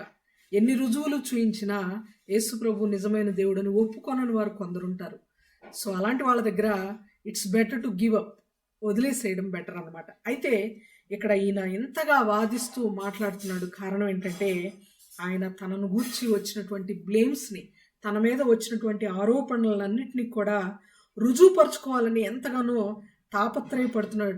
తాపత్రయపడుతున్న వాడిగా మనకి కనబడుతున్నాడు ప్రియులరా. అందుకే 10వ వచనంలో ఆయన, ఇంతకుముందు మనం ధ్యానం చేస్తాం, 10వ వచనంలో అంటాడు, నేను మనుషులు మెప్పుకోరి నేను ఇలాంటి బోధ నేను మీ దగ్గర చేశానా? మనుషులు మెప్పుకోరి బోధ చేసేవాడిని అయితే నేను అసలు నా మునుపటి జీవితంలో అలా ఎందుకుంటాను? అలా ఉండేవాడిని, మనుషుల్ని మెచ్చుకుంటూ, లేకపోతే మనుషుల చేత మెచ్చుకోబడాలని మాట్లాడేవాడిని అయితే దేవుని చేత నిర్ణయించబడేవాడిని కాదు. నేను మనుషులు ఏర్పాటు చేసుకున్నవాడిని కాదండి, నేను అలాంటి వాడిని కాదు అని ఈయన గట్టిగా వాదిస్తున్నాడు. అంతకుముందు నేను ఈ అపోస్తులు ఎవరి దగ్గర కూడా వాళ్ళ ముఖపరిచయమే నాకు లేదు. ఎందుకంటే నేను ఏదో ట్రైన్ అయ్యి అపోస్తుల చేత పంపబడ్డానని మీరు అనుకుంటున్నారేమో. నో, నేను మనుషుల చేత పంపబడలేదు అని చెప్పే ప్రక్రియలో ఆయన 22వ వచనంలో ముఖ పరిచయం కూడా లేదని చెప్తున్నాడు. 23వ వచనం, మునుపు మనలను హింస పెట్టినవాడు తాను పూర్వమందు పాడు చేయుచు వచ్చిన మతమును ప్రకటించుచున్నాడను సంగతి మాత్రమే విని. అంటే మిగిలిన జనాలందరూ కూడా నా పరిచయం మరి ఎలా అయింది? ముఖ పరిచయం లేదు అపోస్తులతో. ఎలా తెలుసు వాళ్ళకి నేను అనంటే, మునుపు దేవుని బిడ్డల్ని ఎంతో హింసించినటువంటి వాడు ఇప్పుడు దేవుని వాక్యం చెప్తున్నాడంట అని నా గురించి విన్నారు వాళ్ళు. అంతే, అంతవరకు మాత్రమే జరిగింది అని చెప్పే ప్రక్రియలో మాట్లాడుతూ ఒక పదాన్ని ఈయన ఇక్కడ వాడాడు. అదేంటి అయ్యా అంటే, పాడు చేయుచు వచ్చిన మతమును అనే పదాన్ని వాడాడు. ఇక్కడ మాత్రం నేను ఒక స్పష్టతనివ్వాలి అని నేను మీకు జ్ఞాపకం చేస్తూ ఒక స్పష్టతనివ్వాలని నేను ఆశపడుతున్నాను ప్రియులరా. చాలామంది మనం చూస్తుంటాం, వింటూ ఉంటాం, కొన్ని డిబేట్స్ జరుగుతుంటాయి క్రైస్తవ్యం గురించి, యేసుప్రభు గురించి డిబేట్స్ జరుగుతుంటాయి. కొంతమంది బ్రదర్స్ జ్ఞానులే, దేవుని గురించి ఎంతో కొంత బైబిల్ చదివిన వారే డిబేట్స్ జరుగుతుంటాయి. జరిగినప్పుడు క్రైస్తవ సహోదరులతో లేకపోతే సహోదరులతో డిబేట్ చేస్తూ మాట్లాడుతున్నప్పుడు మన సహోదరులు, దేవుణ్ణి ఎరిగిన మన సహోదరులు ఎలాంటి ఆన్సర్స్ చేస్తారంటే, అసలు క్రైస్తవ్యం మతమే కాదు అని మీరు వాదిస్తారేంటి? క్రైస్తవ్యం మతం కాదా అని ఒకవేళ తెలియక అన్యులైన వారు, బ్రదర్స్ ఆర్ సిస్టర్స్, వారు కూడా దేవుని సృష్టే, వారు తెలియక అన్నప్పుడు అసలు మతం అనే మాటే బైబిల్లో లేదు అనేస్తారు. ఎవరు? మనోళ్ళే, మన అన్నలు, మన అక్కలు, మన వాళ్ళే, మన అంకుల్స్, ఆంటీస్. మతం అనే మాటే లేదు, అసలు క్రైస్తవ్యం మతమే కాదు, అది మార్గం అంతేకాని మతం అనే మాటే బైబిల్లో లేదు అనేస్తారు. ఎందుకు లేదు? మతం అనే మాట బైబిల్లో చాలా చోట్ల ఉంది. ఎస్తేరు గ్రంథంలో యోధా మతము అనే మాట ఉంది. మత్తయి సువార్తలో మీ మతములోనికి ఇతరులను మార్చుటకు మీరు భూమి ఆకాశంలోని చుట్టి వచ్చేదరు అంటాడు పరిసయ్యులు, శాస్త్రుల తెగతోటి యేసుప్రభు వారు. ఆ మాట నేను చదివిస్తాను, నెక్స్ట్ చదివిస్తాను. మత్తయి సువార్త 23:15 ఉంటుంది ఆ మాట. మతం అనే మాట పలుమార్లు బైబిల్లో వ్రాయబడి ఉంది. కానీ దానికి ఒక క్లారిటీని పౌలు గారు ఇచ్చారు. అది చాలా సంతోషకరమైన మాట. ఇక్కడ కూడా గలతీ పత్రికతో కూడా క్లారిటీగా, గలతీ పత్రికలో చాలా క్లియర్గా వ్రాయబడింది. పాడు చేయుచు, తాను పూర్వమందు పాడు చేయుచు వచ్చిన మతమును ప్రకటించుచున్నాడన్న సంగతి. అక్కడ ఫుట్ నోట్ కంపల్సరీగా ఇచ్చాడు చూడండి. మతము అనే పదము దగ్గర ఏమనుంది? ఫుట్ నోట్లో విశ్వాసము, నమ్మకము, నమ్మేదాన్ని మతము అంటారు. మత్ అనే పదము లేకపోతే మత్ అనేటువంటి పదము, ఆ వర్డ్ ఏదైతే ఉందో తెలుగు కూడా కాదండి, అది సంస్కృత పదం. మత్ అంటే మది, మనస్సు అని అర్థం. యత్ మత తద్భావ అన్నారు.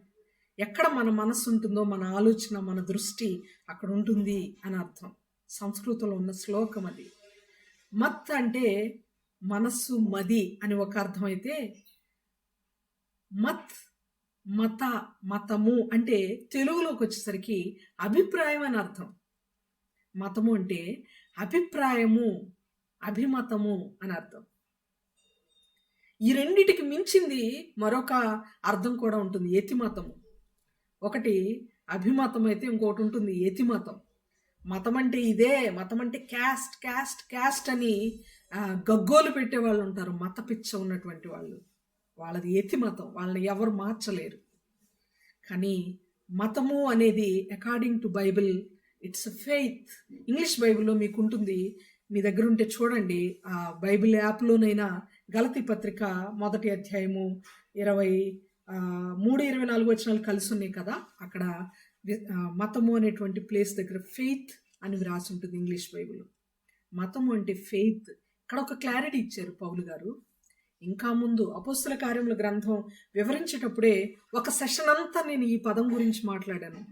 మీరు ప్రభు చిత్తమైతే దయచేసి నేను ఎప్పుడైనా వాక్యం చెప్తూ మెన్షన్ చేసినప్పుడు కనీసం మీరు టైం తీసుకొని ఆ పర్టికులర్ వీడియోని చూడడానికి ప్రయత్నం చేయండి. క్రీస్తు మార్గము అనేటువంటి టైటిల్తో ఒక వాక్యం వివరించడం జరిగింది. అసలు క్రైస్తవ్యం అనేది మతము కాదు, మార్గము అని. కానీ మతము అని అపోహలో చెప్పబడింది, బైబిల్లోనే చెప్పబడింది. ఆ వచనాలు నేను మీకు ఇప్పుడు చూపిస్తాను. ఒక్కసారి అపోస్తుల కార్యముల గ్రంథాన్ని మనం ఓపెన్ చేద్దాం. అపోస్తుల కార్యముల గ్రంథాన్ని మనం ఓపెన్ చేద్దాం. మొట్టమొదటిగా 9వ అధ్యాయము 1-2 వచనాలను చదువుదాం. అక్కడ మతము అనే మాట ఉందా లేదా మనం చూద్దాం. ఎవరైనా మతం అనే మాటే లేదు బైబిల్లో అని అంటే క్రైస్తవులు ఎవరైనా దయచేసి మీరు ఈ రిఫరెన్సెస్తో వారితో మాట్లాడవలసిందిగా నేను మనవి చేస్తున్నాను. అపోస్తుల కార్యముల గ్రంథము 9వ అధ్యాయం 1-2 వచనాలు ప్లీజ్. సౌలు ఇంకను ప్రభు యొక్క శిష్యులను బెదిరించుటయును హత్య చేయుటయును తనకు సాధారణమైనట్టు ప్రధాన యాజకుని యొద్దకు వెళ్ళి, ఈ మార్గము నందున్న పురుషులైనను స్త్రీలనైనను కనుగొని ఎడల వారిని బంధించి యెరూషలేమునకు తీసుకొని వచ్చుటకు దమస్కులోని సమాజంలో వారికి పత్రికలిమ్మని అడిగాను. అతడు ప్రయాణం చేయొచ్చు. ఇక్కడ గమనిస్తే 2వ వచనంలో ఏమనుంది అక్కడ? ఈ మార్గమందున్న పురుషులనైనను స్త్రీలనైనను కనుగొని ఎడల. తెలుసో తెలియకో పౌలు గారు ఇంకా అప్పటికి మార్పు చెందిన వ్యక్తి కాదు. అసలు నేను దమస్కుకి వెళ్తాను, దమస్కులో కూడా ఎవరన్నా ఆరాధిస్తుంటే వాళ్ళని పట్టుకుంటాను, నేను వాళ్ళని హింసిస్తాను, నాకు పర్మిషన్ కావాలి దమస్కు వెళ్ళడానికి యెరూషలేము నుండి అని అధికారుల దగ్గర పర్మిషన్ లెటర్స్ తీసుకుంటున్నాడు ఈయన. అది ఇక్కడ సందర్భం. 9వ అధ్యాయం 1వ వచనంలో పౌలు ఇంకను ప్రభు యొక్క శిష్యులను బెదిరించుటయును హత్య చేయుటయును తనకు ప్రాణాధారమైనట్టు ప్రధాన యాజకుని వద్దకు వెళ్ళి హైప్రీస్ట్ దగ్గరికి వెళ్ళి పత్రికలిమ్మని అడుగుతున్నాడు. ఈ మార్గమందున్న పురుషులనైనను స్త్రీలనైనను కనుగొని నెడలా వారిని బంధించి యెరూషలేమునకు తీసుకొని వచ్చుటకు. ఈ మార్గమందున్న, ఏ మార్గమందున్న? క్రీస్తు మార్గమందున్నటువంటి పురుషులనైనా స్త్రీలనైనా నేను బంధించి యెరూషలేముకి తీసుకొని రావడానికి నాకు పర్మిషన్ ఇవ్వండి అని అడుగుతున్నాడు పౌలు గారు. ఇక్కడ మార్గం అని చెప్పబడింది. నేను ముందు నేను చెప్పినటువంటి పాయింట్కి వస్తాను. మార్గము అనుంది, మతము కాదు ఇది మార్గము అనేటువంటి క్లారిటీకి నేను మెల్లగా వచ్చే ప్రయత్నం చేస్తున్నాను. అపోస్తుల కార్యాలు 9:1-2 మనం ఇప్పుడు చదివాం. ఇప్పుడు అపోస్తుల కార్యముల గ్రంథము 19వ అధ్యాయము 9వ వచనం చదువుదామా? అపోస్తుల కార్యముల గ్రంథము 19వ అధ్యాయము 9వ వచనం. అయితే కొందరు కఠినపరచబడిన వారే ఒప్పుకొనక జనసమూహం ఎదుట ఈ మార్గమును దూషించుచున్నందున అతడు వారిని విడిచి శిష్యులను ప్రత్యేకపరచుకొని ప్రతిదినము తురనున్న అను ఒకని పాఠశాలలో తర్కించుచూ వచ్చాను. చాలు. ఇక్కడ కూడా ఏమంటుంది? 9వ వచనంలో ఈ మార్గమును దూషించుచున్నందున, ఈ మార్గమును దూషించుచున్నందున. ఎక్కడ ఇది? పౌలు గారు ఒక ఏరియాకు వెళ్ళినప్పుడు తురన్ను అనేటువంటి పాఠశాలలో, ఏ ఏరియా ఇది అంటే అప్పుడు కొరింథులో ఉన్నప్పుడు, కొరింథుకు వచ్చినప్పుడు తురన్ను అనేటువంటి పాఠశాలలో అనేక మంది ఈ మార్గముందున్నటువంటి వారిని దూషిస్తున్నారు. ఎక్కడ కూడా దేవుణ్ణి ఎరిగిన తర్వాత ఆయన మార్గము, పౌలు గారు మార్గముందున్న వారిని దూషిస్తున్నారు అని మనకి క్లారిటీ ఇచ్చారు. తర్వాత అదే అధ్యాయంలో అపోస్తుల కార్యముల గ్రంథము 19వ అధ్యాయంలో 23వ వచనంలో ఒక చక్కని మాట ఉంది ప్రియులారా, అది కూడా చదువుతారా? 23వ వచనం. ఆ కాలమందు క్రీస్తు మార్గమును గూర్చి చాలా అల్లరి కలిగెను. చాలు. ఆ కాలమందు క్రీస్తు మార్గమును గూర్చి, క్రైస్తవ మతము అని లేదు ఇక్కడ, క్రీస్తు మార్గమును గూర్చి చాలా అల్లరి కలిగెను, చాలా అల్లరి కలిగెను అనేటువంటి మాటలు ఇక్కడ ఉన్నాయి ప్రియులారా. ఇప్పుడు మనం అపోస్తుల కార్యముల గ్రంథము 19:23 చదివాము. 24వ అధ్యాయము 14-15 వచనాలు చదువుదాం. ఇది క్లైమాక్స్. ఈ పదానికి పూర్తి వివరణ అద్భుతంగా పౌలు గారు చెప్పారు. 24వ అధ్యాయము 14-15 వచనాలు. ధర్మశాస్త్రము నందు ప్రవక్తల గ్రంథముల యందును వ్రాయబడి ఉన్నవన్నీ నమ్మి నీతిమంతులకును అనీతిమంతులకును పునరుత్థానము కలగబోచున్నదని వీరు నిరీక్షించుచున్నట్టు నేను కూడా దేవుని యందు నిరీక్షణ ఉంచి వారు మతభేదమని పేరు పెట్టు ఈ మార్గము చొప్పున నా పితరుల దేవుణ్ణి సేవించుచున్నానని తమరి ఎదుట ఒప్పుకొనుచున్నాను. గమనిస్తే ఒక అధిపతి దగ్గర పౌలు గారు నిలబడి మాట్లాడుతున్నటువంటి విషయం. ఏంటంటే మతభేదము. ఒక మతభేదానికి నాయకుడు ఈయన అనే ఒక అభియోగం, ఒక ఆరోపణ ఈయన మీద మోపబడింది. ముందు 5వ వచనంలో కూడా అదే అధ్యాయము 24వ అధ్యాయం 5వ వచనంలో మాట ఉంది. ఈ మనుష్యుడు పీడ వంటి వాడును, భూలోకమందున్న సకలమైన యూదులను కలహమునకు రేపువాడును, నజరేయుల మతభేదమునకు నాయకుడునై ఉన్నట్టు మేము కనుగొంటిమి. నజరేయుల మతభేదమునకు నాయకుడు అని పౌలు గారి మీద నింద వేశారు. అప్పుడు ఆయన అంటున్నాడు, పౌలు గారు చెప్తున్నటువంటి మాటలు, ఆయన ఇస్తున్నటువంటి ఎక్స్ప్లెనేషన్లో ఉన్నటువంటి మాటలు, వారు మతభేదమని పేరు పెట్టు ఈ మార్గము చొప్పున. మతభేదమని వారు పేర్లు పెట్టుకున్నారు, కానీ మతము కాదు, మతభేదము కాదు, ఇది మార్గము అని పౌలు గారు అధికారుల దగ్గర నిలబడి క్లారిటీ ఇచ్చాడు. ధైర్యంగా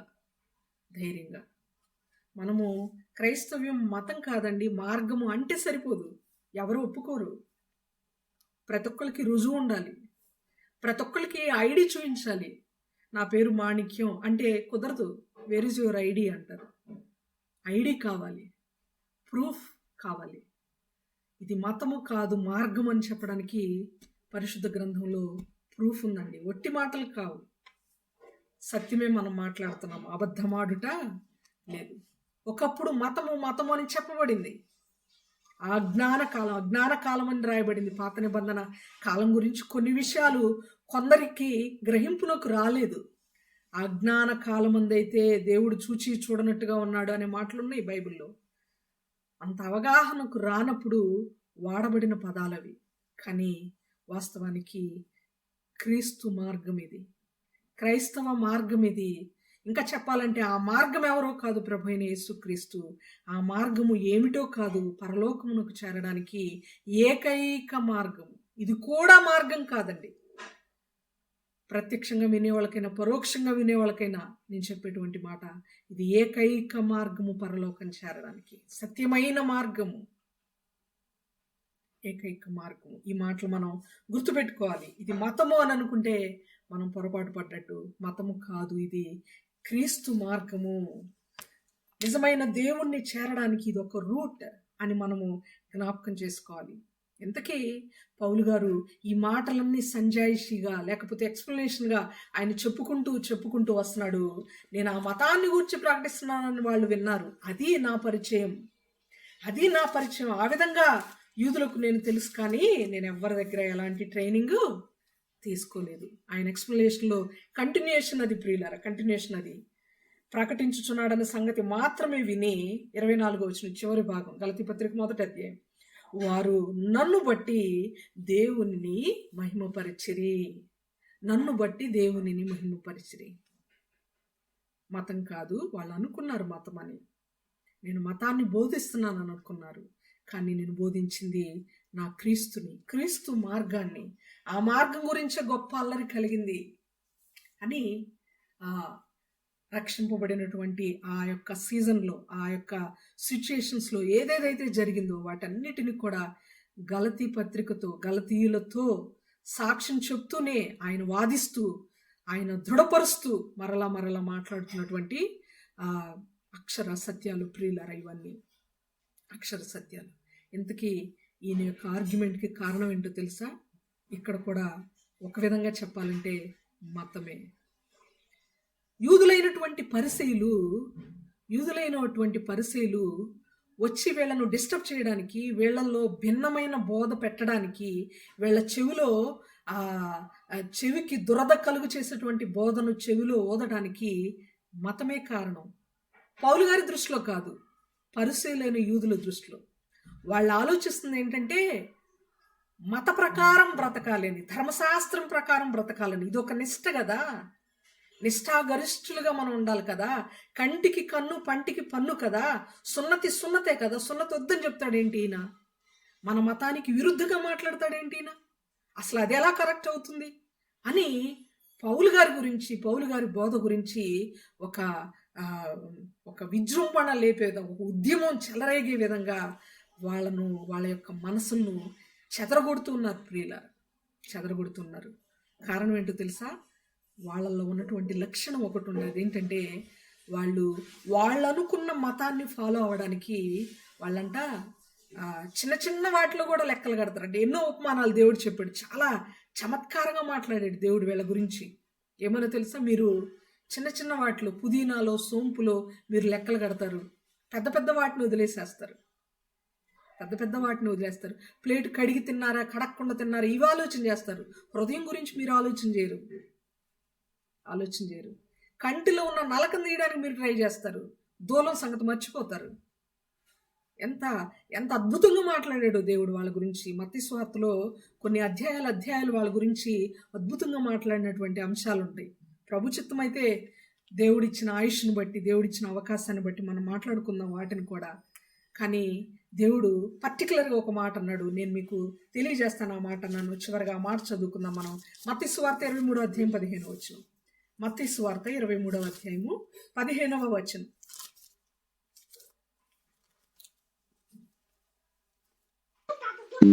అయ్యో వేషధారులైన శాస్త్రులారా, పరిసయ్యులారా, ఒకని మీ మతములో కలుపుకొనుటకు మీరు సముద్రమును భూమిని చుట్టి వచ్చెదరు. అతడు కలిసినప్పుడు అతని మీకంటే రెండంతలు నరకపాత్రునిగా చేయుదురు. చాలా ఇక్కడ గమనిస్తే ఇక్కడ రెండు బోధలు మనం పక్కన పెట్టుకోవాలి. దాన్ని ఏమంటారంటే డిస్టింగ్విష్ బిట్వీన్. మనం చదువుకునేటప్పుడు distinguish between positive diodes and negative diodes అని వస్తుంది ఇంజనీరింగ్ చదువుకునేటప్పుడు. పాజిటివ్ డయోడ్స్ అని హెడ్డింగ్ పెట్టి ఒక పెద్ద లైన్ గీసి నెగిటివ్ డయోడ్స్ అని పెడతాం. ఇటువైపు వీటి గురించి రాస్తాం, ఇటువైపు వీటి గురించి రాస్తాం. అట్లా distinguish between false preaching and parasites preaching అని కనుక మనం అనుకుంటే, ఇక్కడ పౌలు గారి బోధ, పరిసయ్యుల బోధ పక్కన పెడితే, పౌలు గారు బోధలో ఆయన చెప్తున్నటువంటి ప్రయత్నం, ఆయన చెప్పాలి, వీళ్ళ మనసులో నాటాలనుకుంటున్నటువంటి బోధ ఏంటయ్యా అంటే, క్రైస్తవ్యం, బైబిల్, వాక్యం, దేవుడు అనేది ఇదంతా కూడా ఒక మార్గం అని చెప్పే ప్రయత్నం అయింది. అందుకనే సున్నతి లేకపోతే మోయలేని కాడిని మోయడం ఇవన్నీ ఆయన చెప్పట్లేదు. సున్నతి అవసరం లేదని చెప్తున్నాడు. యాక్చువల్గా సున్నతి కావలసిన హృదయమందు మనం కోయబడాలి. మనలో పాపం ఏదైతే హృదయానికి, దేవుడు పెట్టిన హృదయానికి ఎక్స్ట్రాగా మొలిచిందో, ఎక్స్ట్రాగా కొవ్విందో, ఎక్స్ట్రాగా అది కండ పెరిగిందో పాపములాగా, దేవునికి ఇష్టమైన క్వాలిటీస్ అన్నీ వచ్చి అది ఎక్స్ట్రా అయిందో, ఆ ఎక్స్ట్రాని కట్ చేసుకోవాలి మనం అని చెప్తున్నాడు పౌలు గారు మార్గమును వాళ్ళ హృదయంలో పెట్టాలనుకుంటున్నాడు. కానీ పరిసయ్యులు మతమునే వాళ్ళ హృదయంలో పెట్టి దాన్నే నొక్కి ఒక్కానించి దాన్నే ఇన్సర్ట్ చేయాలి, దాన్నే బల్లగుద్దినట్లు వాదించాలని పరిసయ్యులు అనుకుంటున్నారు. వీళ్ళిద్దరు బోధలో ఉన్నటువంటి తేడా అది ప్రియులరా. ఇక్కడ కూడా మతము, మార్గము అనే రెండు తేడాలు మనకు కనబడుతున్నాయి.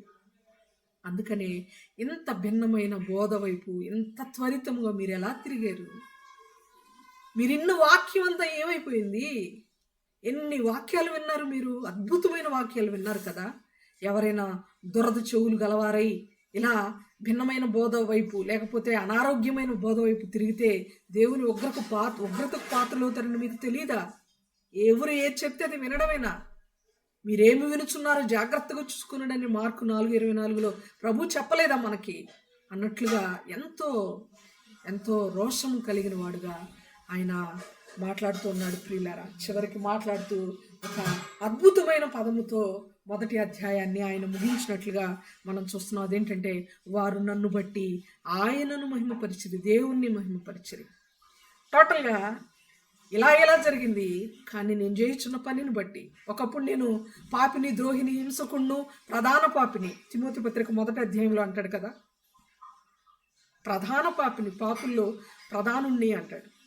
అలాంటి వాడిని, కానీ నేను కనికరింపబడ్డాను. నేను దేవుని పనిచేయడం మొదలైన దగ్గర నుంచి నా గురించి వాళ్ళు విని దేవుణ్ణి మహిమపరిచారు అని చెప్తున్నాడు. ఈ మాటను మీరు అండర్లైన్ చేసుకోండి. వినినది ఎవరి గురించి? పౌలు గారి గురించి. పౌలు గారి గురించి వినినటువంటి విశ్వాసులు పౌలు గారిని మహిమపరచలేదు, దేవుణ్ణి మహిమపరిచారు. పౌలు గారి మాటలను బట్టి, పౌలు గారి క్రియలను బట్టి మహిమ ఎవరికి చెల్లింది? ఇక్కడ మహిమ ఎవరికి చెల్లింది? యూదులలో గలతీల్లో కాదు, యూదుల్లో. పౌలు గారు చెప్తున్నారు, సాక్ష్యం చెప్తున్నారు ఇక్కడ. వారు నన్ను బట్టి దేవునిని మహిమపరిచిరి. ఎవరికి చెల్లింది మహిమ? దేవునికి చెల్లింది. కానీ వినినది ఎవరిని గూర్చి? యూదుల గురించి, పౌలు గారి గురించి. యూదులు విన్నారు, విన్నది యూదులు. పౌలు గారు సేవ చేస్తున్నాడు, దేవుని పని చేస్తున్నాడు, ప్రకటిస్తున్నాడు అని విన్నారు. పౌలు గారి గురించి విన్నారు. కానీ మహిమపరిచింది యూదులు ఎవరిని? పౌలు గారిని మహిమపరచల, దేవుణ్ణి మహిమపరిచారు. సంఘంలో జరగవలసిన క్రమం ఇది. వాక్యం విన్నప్పుడు వినిన దైవజనుని కాదు మనం మహిమపరచాల్సింది. ఎవరిని మహిమపరచాలి? మనం దేవుని, వాక్యమై ఉన్న దేవునిని మహిమపరచాలి. సంఘాల్లో అదే జరుగుతుందా? కొన్ని సంఘాల్లో యథార్థంగానే జరుగుతుంది, కానీ అన్ని సంఘాలలో దేవుడు మాత్రమే మహిమపరచబడుచున్నాడా? దేవుని బిడ్డలు మహిమపరచబడుచున్నారా? ఈ మధ్యకాలంలో చాలామంది, ముఖ్యంగా స్త్రీలైనటువంటి వారు, ఒక పాస్టర్ గారు స్త్రీల గురించి అంటున్నారు, వాక్యం చెప్తుంది. ఈ మధ్యకాలంలో స్త్రీలనే వాళ్ళు రావట్లేదండి చర్చికి. వాళ్ళ నగలు ఆభరణాలు వస్తున్నాయి, వాళ్ళ నగలు ఆభరణాలే అటెండ్ అవుతుంది చర్చికి. స్త్రీలు కాదు. మీరు ఆ నగలు ఆభరణాలు అనేవి చర్చికి వేసుకురావద్దమ్మా. మీరు మాత్రం మీ కిట్టి పార్టీలకో, ఈ లోకానుసారమైనటువంటి పార్టీలకో వేసుకెళ్ళండి. నిర్మోహమాటంగా చెప్పాడు పాస్టర్ గారు. చాలా చాలా ఆలోచించదగిన మాట అనిపించింది ప్రియులారా. మహిమ మన గోల్డ్కి కాదు, మన శారీస్కి కాదు, మన సూట్కి కాదు, మన బూట్కి కాదు. మహిమ ఎవరికి రావాలి? ప్రజల దృష్టి, ప్రజలలో సెంటర్ ఆఫ్ అట్రాక్షన్ ఎవరు అవ్వాలంటే మనమో, మన డ్రెస్సింగో, మన మాటలో, మన బోధో, మన యొక్క ప్రవర్తన కాదు సెంటర్ ఆఫ్ అట్రాక్షన్ అవ్వాల్సింది. Centre of attraction should be Christ. Centre of attraction అనేది క్రీస్తు అవ్వాలి. సంఘంలో క్రీస్తు గణపరచబడాలి, క్రీస్తుకి ప్రథమ స్థానం ఉండాలి. అలాంటి సంఘాలు వర్ధిల్లుతాయి. సంఘంలో క్రీస్తుకు విలువ ఉండాలి. అందరి దృష్టి, ఏకాగ్రత నగల మీద పడకుండా దేవుని మీద పడినప్పుడు అక్కడ వాక్యము చక్కగా విత్తబడుతుంది, చక్కగా వర్ధిల్లుతుంది, ఫలిస్తుంది.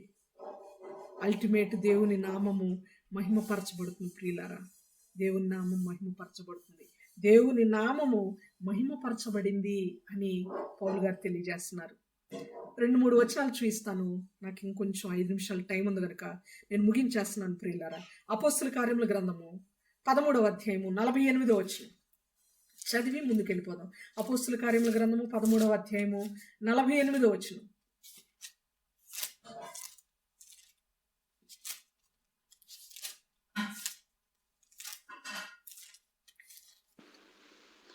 కాబట్టి సహోదరులారా, మీకు ఈయన ద్వారానే పాపక్షమాపణ ప్రచురమగుచున్నదనియు, మీరు మోషే ధర్మశాస్త్రం వలన ఏ విషయములలో నీతిమంతులుగా తీర్చబడలేకపో, ఆ విషయాలన్నింటిలో విశ్వసించు ప్రతి వాడును ఈయన వలననే నీతిమంతుడుగా తీర్చబడుననియు మీకు తెలియనుగాక.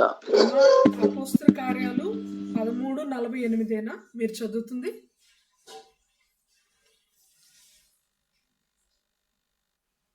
అపోస్తుల కార్యములు 13:48. అన్యజనులు ఆ మాటలు విని సంతోషించి దేవుని వాక్యమును మహిమపరిచిరి, మరియు నిత్య జీవమునకు నిర్ణయించబడిన వారందరూ విశ్వసించిరి. చాలు, ఇక్కడ దేవుని మాటలు విని సంతోషించారు. తర్వాత ఎవరిని మహిమపరిచారు? ఇక్కడ అన్ని జనులు దేవుని వాక్యమును, దేవునిని మహిమపరిచారు, దేవుని వాక్యమును మహిమపరిచారు. ఎస్, దేవుని వాక్యమును మహిమపరిచారు. కానీ మాటలు వినిన తర్వాత ఏం చేశారు? సంతోషించారు. సంతోషించడం వరకే. వాక్యం విన్న తర్వాత మహిమపరచాల్సిన మాత్రం దేవుణ్ణి. ఎక్కడైనా దేవునికి వెళ్ళాల్సినటువంటి మహిమ ఇటు దైవజనుడికి వస్తుంది అనంటే దైవజనుడు అలర్ట్ అవ్వాలి, తనను తాను సైడ్ చేసుకోవాలి. మహిమ ఆయనకే, మనం తగ్గాలి, ఆయన హెచ్చాలి. జాన్ ది బ్యాప్టిస్ట్ బాప్తిస్మం ఇచ్చి యోహాను ఏమంటాడు? నేను తగ్గవలసి ఉన్నది, ఆయన హెచ్చవలసి ఉన్నది. ఆయనే హెచ్చింపబడాలి.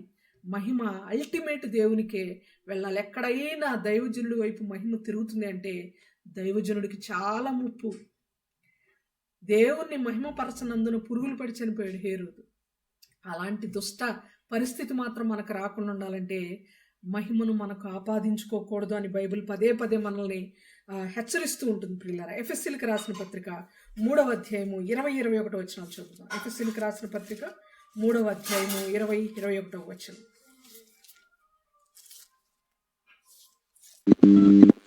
మనలో కార్యసాధకమైన తన శక్తి చొప్పున మనము అడుగు వాటన్నిటికంటేను ఊహించు వాటి అన్నిటికంటేను అత్యధికముగా చేయ శక్తి గల దేవునికి క్రీస్తు యేసు మూలముగా సంఘములో తరతరములు సదాకాలం మహిమ కలుగును గాక. ఆమేన్. ఆమేన్.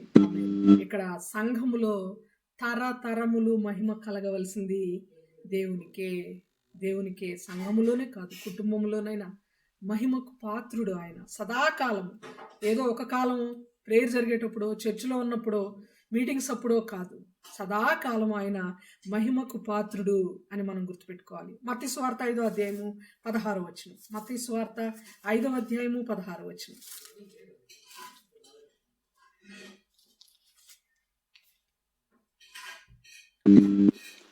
మనుషులు మీ సత్క్రియలను చూచి పరలోకమందున్న మీ తండ్రిని మహిమపరచునట్లు వారి యొక్క మీ వెలుగు ప్రకాశింపనీయుడి. మనం ఎంత వెలుగుతున్నా, ఎంత మంచి పేరు వస్తున్నా, ఎంత మంచి నడవడిక, ప్రవర్తన, భక్తి జీవితం కలిగి ఉన్నా మహిమ మాత్రం మంది కాదు. ఎక్కడ కూడా దేవుడు ఒప్పుకోడు దాన్ని. మీ వెలుగు ప్రకాశింపనీయుడి, మీ సత్క్రియలను చూచి మిమ్మల్ని మహిమపరచులాగన అనలేదు మత్తయి 5:16లో.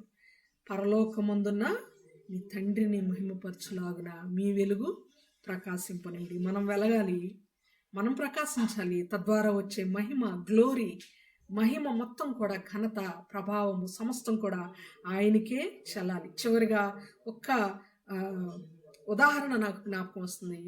సంసోను తల్లిదండ్రులకి దూత కనబడి, యెహోవా దూత కనబడి ఆయన మాట్లాడుతూ ఉన్నప్పుడు, అయ్యా మంచి వార్త, శుభవార్త చెప్పావు, మంచి మాంసం వండి తీసుకొస్తాను, కొంచెం వెయిట్ చేయండి అని అంటే ఆయన ఏమన్నాడో తెలుసా? ఏమన్నాడు గుర్తుందా మీకు ఎవరికైనా? చాలా ఆకలిగా ఉన్నానమ్మా, త్వరగా తీసుకురండి, నేను ఉదయం టిఫిన్ కూడా చేయలేదు, టిఫిన్ చేయకుండా వచ్చింది తెలుసా. దేవుడి మాట చెప్పగానే ఆ మాట మీకు తెలియజేయాలని నేను చాలా బస్సులు మారి నేను మీ దగ్గరకు వచ్చాను ఈ వార్త తెలియజేయడానికి. వెంటనే తెలియజేస్తాను, మీరు ఏదైతే ప్రిపేర్ చేస్తున్నారో అది తీసుకొచ్చి నా ముందు పెట్టండి, చక్కగా తినేసి వెళ్తాను, చాలా ఆకలిగా ఉన్నాను అన్నాడా? ఏమన్నాడు దూత? గుర్తుందా మీకు? న్యాయాధిపతుల గ్రంథం 13వ అధ్యాయం, ఐ థింక్ 16వ వచనం. ఒకసారి చూడండి. యెహోవా దూత, నీవు నన్ను నిలిపినను నీ భోజనము నేను తినను, నీవు దహన బలి అర్పించనుద్దేశించిన ఎడల యెహోవాకు దాన్ని అర్పింపవలనని మానోహ చెప్పాను. అతడు యెహోవా దూత అని మానోహకు తెలియలేదు. ఇక్కడ గమనిస్తే ఏమంటున్నాడు ఆయన? దూత, యెహోవా దూత సైతం ఏమంటున్నాడు తెలుసా? నువ్వు నన్ను ఆపినా కూడా నేను ఇక్కడ తినను, నాకొద్దు. ఎవరికి నువ్వు అర్పించాలి దాన్ని? యెహోవాకు దానిని అర్పించాలి. నీవు దహన బలి అర్పించను ఉద్దేశించిన ఎడల యెహోవాకు దాన్ని అర్పించాలి. ఎంత గొప్ప మాట, ఎంత గొప్ప మాట. యాక్చువల్గా యెహోవా దూత కూడా అర్హుడే, తినడానికి అర్హుడే ఆయన. కానీ ఆ చిన్న విషయంలో కూడా ఆయన సైడ్ అయిపోతున్నాడు. చూడండి, యెహోవా దూత. దేవుని బిడ్డలు, దైవజనులు కూడా దూతలు వంటి వారు, నక్షత్రముల వంటి వారు. ఆయన యొక్క మెసేజ్ని మోసుకొని వచ్చి దేవుని బిడ్డలకు తెలియచేసేవాళ్ళు. పవిత్రమైన జాబ్ చేస్తున్న వాళ్ళు కరెక్టే, కానీ మహిమకు మాత్రం పాత్రులు కారు, ఘనతకు మాత్రం పాత్రులు కారు, ప్రభావమునకు పాత్రులు కారు. దేవుడొక్కడే సకల సమయముల్లో ఎల్లవేళల సదాకాలము మహిమకు పాత్రుడు అని మనం జ్ఞాపకం పెట్టుకోవాలి. ఈ యొక్క మొదటి అధ్యాయాన్ని ఇంతటితో మనం ముగించుకుంటున్నాం ప్రియులారా. తిరిగి మనము ప్రభు చిత్తమయ సజీవుల సంఖ్యలో ఉంటే 2వ అధ్యాయంతో మరలా మనం ప్రారంభించుకుందాం. సమయం వచ్చినప్పుడు మొదటి అధ్యాయంలో కొన్ని వచనాలు మనం లెఫ్ట్ చేసాం, సందర్భానుసారంగా అక్కడికి మరలా మనం వద్దాం. సో ఈ కొద్ది వాక్యాన్ని దేవుడు మనందరి జీవితంలో ఫలింపచేయునుగాక. ఆయన్ని మహిమపరుస్తూ ఆయన కొరకు బ్రతుకుతూ చిన్న విషయాల్లో కూడా పొరపాటు చేయకుండా పౌలు గారి వలె రోషం కలిగి దేవుని కొరకు బ్రతుకుతూ అనేక మంది ఆత్మలను దేవుని యొక్క సన్నిధికి మనము నడిపించుదుము గాక. అట్టి కృప దేవుడు మనందరికీ దయచేయును గాక. ఆమేన్.